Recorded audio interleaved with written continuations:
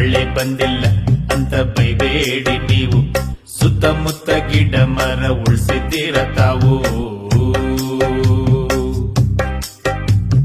ಬೆಂಗಳೂರಲ್ಲಿ 40 ಡಿಗ್ರಿ ಬಿಸಿಲು, ಆಚೆ ಹೋದ್ರೆ ನಮ್ಮ ಕೈ ಕಾಲು ಆಫು ಬಾಯ್ಲು.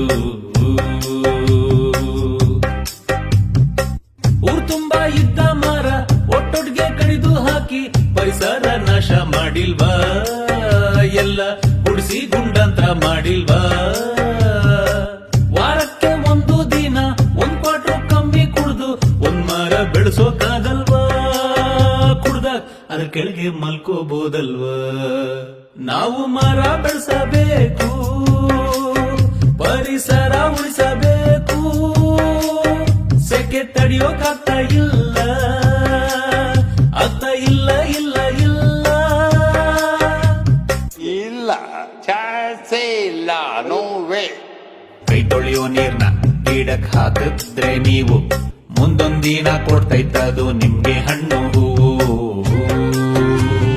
ನಿಮ್ಮ ತಪ್ಪೀರು ಯಾರು ಬೈಬೇಡಿ ನೀವು, ಇನ್ಮೇಲಾದ್ರೂ ಮನೆ ಮುಂದೆ ಗಿಡ ಬೆಳೆಸಿತ್ತಾವು.